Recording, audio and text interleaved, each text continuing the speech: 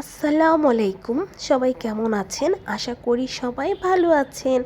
আজ আমি বানিয়ে দেখাবো শাহি টুকরো।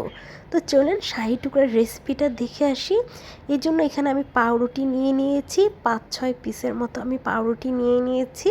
এখন প্রত্যেকটা পাউরুটি আমি 4 টুকরো করে কেটে নেব। ছুরি দিয়ে আমি প্রত্যেকটা পাউরুটি 4 পিস করে কেটে নিয়েছি। আর এদিক দিয়ে আমি গরুর দুধ জাল করে নিচ্ছি। এখানে প্রায় 1 কেজি দুধ আমি নিয়ে নিয়েছি, সাথে 3টা এলাচ ফল দিয়ে দিলাম। এলাচ ফলটা দিলে খুব সুন্দর ঘ্রাণ আসবে। 1 টুকরো দারচিনি দিয়ে দিয়েছি। খুব ভালো করে এখন আমি দুধটাকে ফুটিয়ে নিচ্ছি। দুধটা জাল হতে হতে আমি রুটিগুলো ভেজে নিব। এই জন্য এখানে আমি ঘি নিয়েছি। সবগুলো রুটি আজকে আমি ঘি দিয়ে ভাজবো। রুটিগুলো ভাজার জন্য ফ্রাই প্যান নিয়ে নিয়েছি, আর এখানে আমি এখন পরিমাণ মতো ঘি দিয়ে দিচ্ছি। আপনারা চেষ্টা করবেন ঘি দিয়ে রুটিগুলো ভাজতে, তাহলে কিন্তু শাহি টুকরার টেস্টটা খুবই ভালো আসবে। তেল দিলে চাইলেও ভাজতেও পারেন, কিন্তু তখন কিন্তু তেলের একটা গন্ধ চলে আসবে। তো এখানে আমি 3 টেবিল চামচ প্রথমে ঘি দিয়ে দিলাম। ঘি দিয়ে এখন আমি পাউরুটিগুলো দিয়ে দিচ্ছি ঘিয়ের উপরে। পাউরুটিগুলোকে আমি খুব সুন্দর করে এখন টোস্টের মতো করে ভেজে নিচ্ছি। এক সাইড ভাজা হয়ে গেছে, এখন আমি অপর সাইডও পাউরুটিগুলোকে উল্টিয়ে দিচ্ছি। আর আমি এইভাবে কেটেছি 4 টুকরো করে। আপনারা চাইলে কিন্তু 3 টুকরো কোনা করে যে কাটে স্যান্ডউইচের মতো শেপ করে, এভাবেও কিন্তু আপনারা কেটে নিতে পারেন। তো আমার কাছে এভাবে ভাজলেই মনে হয় খেতে বেশি ভালো লাগে, তার জন্য আমি এভাবেই রুটিগুলোকে ভেজে নিচ্ছি। তো এই পর্যায়ে আমি আবারও ঘি দিয়ে দিচ্ছি। ঘি কিন্তু রুটি সহজেই ঘি কিন্তু টেনে নেয়, তার জন্য এরপরে আবারও ঘি দিয়ে হালকা হালকা করে আমি রুটিগুলোকে ভেজে নিচ্ছি। তো দোনো সাইড আমার খুব সুন্দর পাউরুটিগুলো ভাজা হয়ে গেছে। এখন আমি পাউরুটিগুলোকে তুলে নিব। এখন পাউরুটিগুলোকে আমি তুলে নিচ্ছি। আর দোনো সাইড তো আমরা যেভাবে পাউরুটি টোস্ট করি সেভাবেই পাউরুটিগুলোকে আমি টোস্ট করে নিয়েছি। এখন আবারও ফ্রাই প্যানে ঘি দিয়ে দিচ্ছি। এই শাহি টুকরাটা বানাতে যেহেতু নামই শাহি, তার জন্য একটু ঘিয়ের পরিমাণ কিন্তু একটু বেশিই লাগবে। আর এটা তো আমরা সব সময় খাই না, সচরাচর ঈদ বা কোনো উৎসবেই আমরা এইসব মিষ্টি জাতীয় খাবার কিন্তু বানিয়ে থাকি। তাহলে একটু শাহিভাবে কিন্তু চাইলে বানানোই যায়।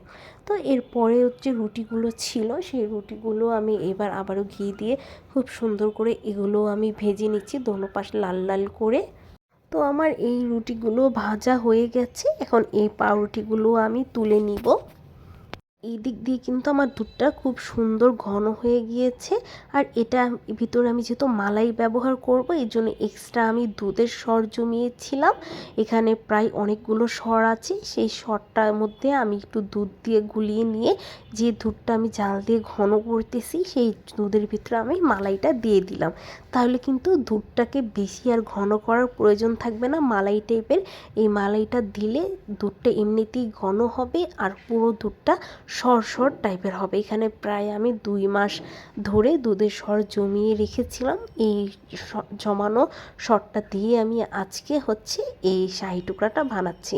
আর হাফ কাপ চিনি দিয়ে দিচ্ছি। চিনিটা আপনাদের টেস্টের উপর, আপনারা মিষ্টি পছন্দ করলে বাড়িয়ে দিবেন, না পছন্দ করলে কমিয়ে দিবেন। তো আমি আমার টেস্টের জন্য হাফ কাপ দিয়েছি। হাফ কাপ দিয়েই কিন্তু যথেষ্ট হয়েছে। তো এই দিক দিয়ে আমি এখন একটু দুধটাকে আর একটু ঘন করার জন্য আমি একটু কাস্টার্ড পাউডার ইউজ করব। সামান্য একটু দুধের সাথে আমি দুধটা ওইখান থেকেই নিয়েছি। জাস্ট 2 টেবিল চামচ আমি কাস্টার্ড পাউডার গুলিয়ে এই দুধের ভিতরে দিয়ে দিচ্ছি। আর আপনারা চাইলে কিন্তু এই কাস্টার্ড পাউডারের বদলি এখানে কর্নফ্লাওয়ারটা আপনারা ইউজ করতে পারেন। তো আমার কাছে কাস্টার্ডের গ্রানটা খুবই ভালো লাগে, তার জন্য আমি কাস্টার্ড পাউডার ইউজ করেছি। তো এখন খুব ভালো করে নাড়াচাড়া দিতে হবে, কারণ কাস্টার্ড পাউডারটা দেওয়ার সাথে সাথে কিন্তু দুধটা জমে এসে, তাহলে আর কষ্ট করে দুধটাকে ঘন করার প্রয়োজন থাকবে না, যেহেতু আমি এখানে মালাই ব্যবহার করেছি। আর আপনারা চাইলে কোনো কিছু কর্নফ্লাওয়ার বা কাস্টার্ড পাউডার ছাড়াই দুধটা নর্মালি একদম ঘন করে আপনারা এই পাউরুটির সাথে ইউজ করতে পারেন।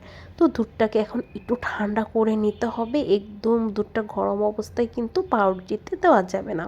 তো দুধটা যখন হালকা ঠান্ডা হয়ে গেছে, এখন আমি একটা সার্ভিং ডিশের মধ্যে আগে মালাই যে দুধটা সেটা আগে ঢেলে নিচ্ছি। আর দেখতেই পাচ্ছেন কেমন করে মালাইগুলো পড়তেছে, কারণ পুরো দুধটাতেই মালাই দিয়ে ভরা। তো এখন আমি আমার পছন্দের মতো পাউরুটিগুলো এই মালাইয়ের ভিতরে দিয়ে দিব। সবগুলো পাউরুটি আমি এখন একটা একটা করে খুব সুন্দর এই মালাইটার ভিতরে বিছিয়ে দিব।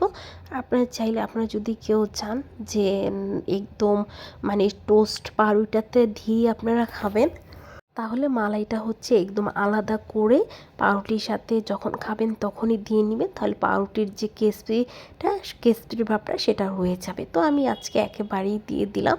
তো পাউরুটিটি দিয়ে সাজিয়ে তারপর আমি উপর দিয়ে আবারও কিছুটা মালাই ছড়িয়ে দিচ্ছি। তো সবগুলো মালাই আমি পাউরুটির উপরে দিয়ে দিলাম। এখন আমি বাদাম দিয়ে দিব। এখানে নিয়েছি আমি কিশমিশ উপর দিয়ে জাস্ট এটা পরিবেশনের জন্য, আর দিয়ে দিব হচ্ছে কাঠবাদাম আর হচ্ছে পেস্তা বাদাম, কাজু বাদাম আর হচ্ছে পেস্তা বাদাম, এগুলো আমি হচ্ছে এখন উপর দিয়ে দিয়ে দিচ্ছি। আমার কাছে পেস্তা বাদামটা দিলে হচ্ছে কোনো ডেজার্টে সবচেয়ে বেশি মজা লাগে। তো এখানে আমি একটু বেশি পরিমাণেরই হচ্ছে বাদাম দিয়ে দিলাম। আর আমার শাহি টুকরাটা কিন্তু পুরোপুরি রেডি। আপনাদের কাছে কেমন লাগলো বলুন তো শাহি টুকরার রেসিপিটা? এটা খেতে এতটাই মজা, আর বাচ্চাদেরকে কি বলবো, বাচ্চারা তো খুবই পছন্দ করে, সাথে বড়দেরও এই শাহি টুকরাটা খুবই পছন্দ। আপনারা চাইলে কিন্তু অল্প পরিমাণের বানিয়ে টেস্ট করতে পারেন, আপনাদের কাছেও কিন্তু খুবই ভালো লাগবে আশা করছি। আল্লাহ হাফিজ।